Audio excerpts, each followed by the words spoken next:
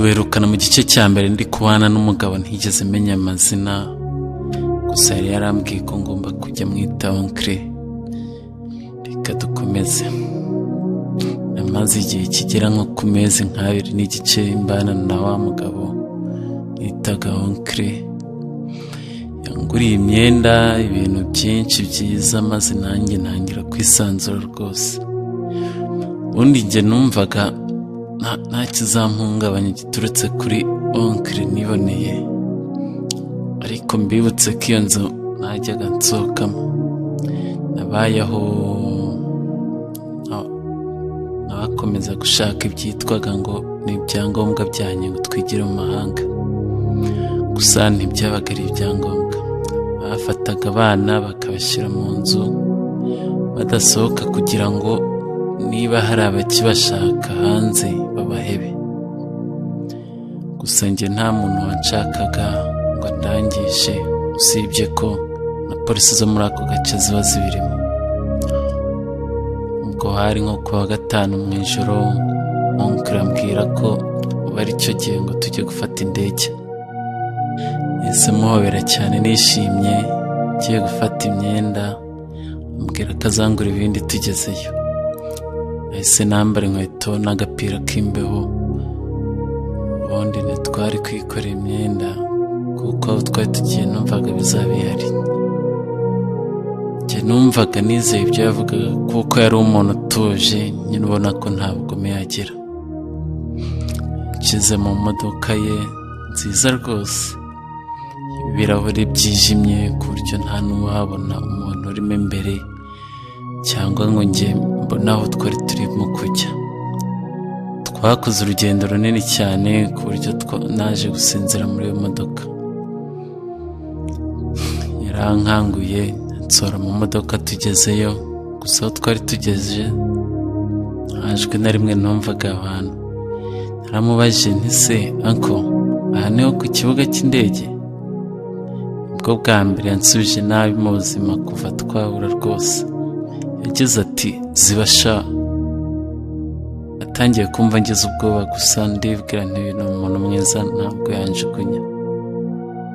Hagati aho yaramfashe akaboko, ari nako dusatira inyubako, ubona ko ari nk'uruganda rwari rwaratawe. Tutarinjira yarambwiye ati ufunge umunwa. Nanjye nti abagabo barinda umuryango bari bafite n'imbunda, mbabonye noneho ndushaho kugira ubwoba. Gusa anko yarabasuhuje, mbona ko baziranye, mbona guhumeka. Bahise bafungura turinjira. Mbega abana nasanze muri iyo nzu. Wibuke ko nari mfashwe akaboko mfite na gasopo yo kudafungura umunwa. Gusa disi n'ibyo byose nari ndi kubona, numvaga nkizeye ko tugiye ku kibuga cy'indege.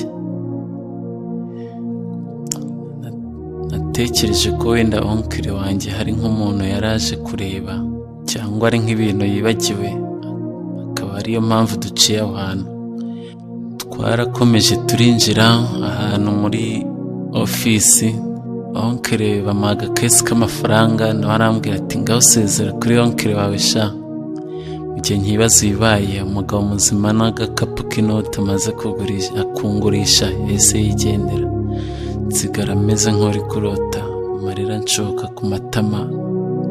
Ako kanya nibutse ko mama yari yarambwiye hari abantu bagurisha abana. Natumbiriwe nizeye ngo ni onkle arimo arengana amafaranga ngurishije sha.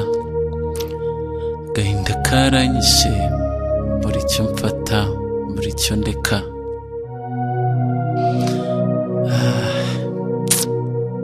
Birambabaza cyane pe.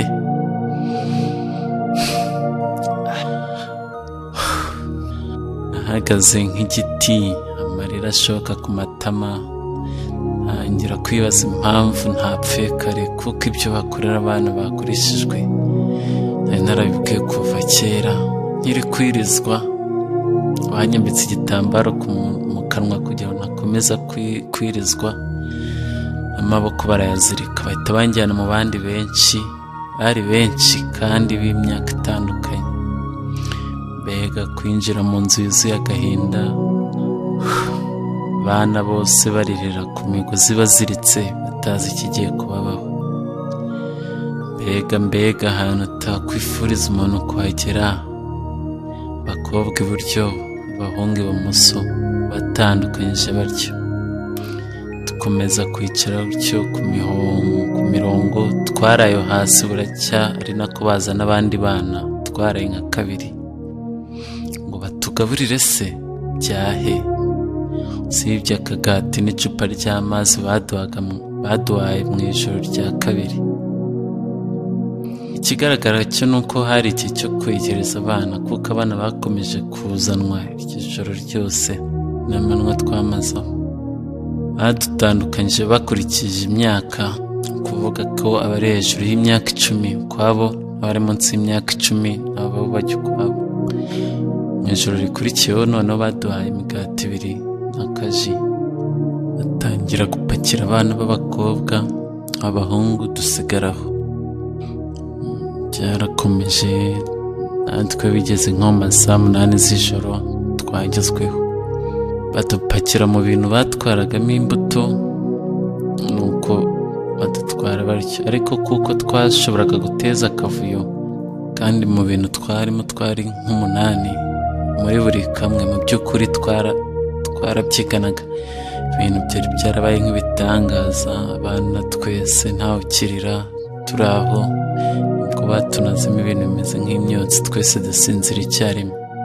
Ntawe uba witaye ku buzima bwawe, wapfa byagenda bite? Icyo ntawe uba ucyitayeho. Badupakiye indege zitwara imizigo mu ijoro, gusa siko twese twagiye ahantu hamwe. Muri izo ngendo dushonje tubyigana, abana benshi bazibiriyemo ubuzima, kuko twagurutse aho nakwita nko ku ikusanyirizo, turi 8 mu gikarito, ariko twageze aho imahanga 2 umwuka wabashizemo. Nanjye haburaga gato ngo numva umwuka unshize mu muhogo warakakaye, amaso sinabashaga no kwihindukiza. Badupakuruye batumenaho imiti, baduterura muri bya bikarito kuko nta gatege, badutera inshinge, batangira kuduha n'utuntu two kunywa tudashyushye cyane ariko tutanahoze. Mbega ibyo naboneye i Burayi nifuzaga kugera, birenze no kuba narashimuswe, naragurishijwe. Badutwaye ahandi hantu hasa neza mu isuku, ariko inyuma y'ibyo bikuta abantu baharebaga hari imirambo y'abana mu byumba bikonjeshwa, mu byumba batwikiragamo imirambo, amamodoka ajya kumena ivu ry'abantu mu migezi, abaganga bashinzwe kubaga, amafirigo arimo impyiko z'abantu zitegerejwe kugurishwa, abarinzi biteguye kwica ugerageze gucika, n'ibindi bintu byinshi nahabonye mu gihe kingana n'amezi 10 nahabaye. Cyari gitandukanye nuko twari nk'amatungo umuntu abaga igihe ashakiye, gusa aho twaryaga neza 3 ku munsi, tukoga, tugatembera, gusa ntibatumaga ugeraho babagiraga abana bakabakuramo ibice by'imibiri yabo. Abakobwa bo hari igice cyihariye, udukobwa twiza ku isura niho batujyanaga, naho twe gahunda yabaga ari ukudupima, basanga uri muzima byarihutaga wowe wahitaga ubagwa. Iyo wabaga urwaye indwara wavukanye, bagutwaraga kujya ukoreshwa imirimo y'agahato.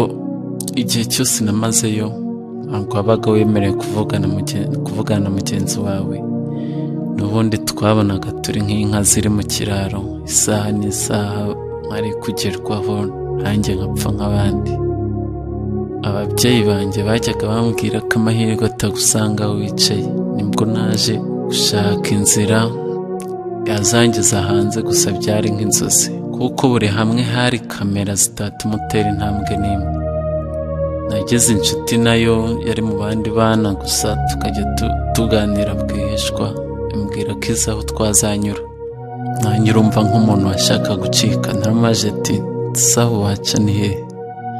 Arambwira ati ni mu bitembo bisohora amazi Mu by'ukuri iki cyari igitekerezo cy'ubwiyahuzi gucika, kuko washoboraga kuvuga ibiberamo imbere, rero ba nyiramushinga ntibari gutuma bahomba bareba.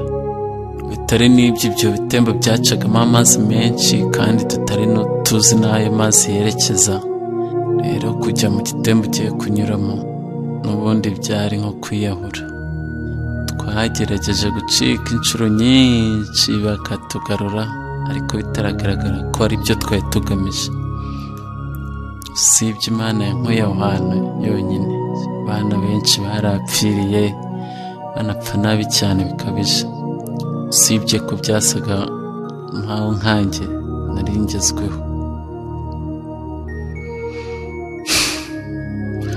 Ubutaha nzababwira ukuntu navuye aho hantu, hari hameze nko muri gereza. Twari twiteguye natwe ko tugiye kubagwa. Wibutsa gukanda subscribe kuri Mushatsi TV, kandi no kunzogera kugira ngo ibindi bice byiza bizakurikira uzajye uhita ubibona. Wibuka no gukora share ku nshuti zawe, unatubwira uko wumvise izi nkuru, unadusigira igitekerezo muri comment.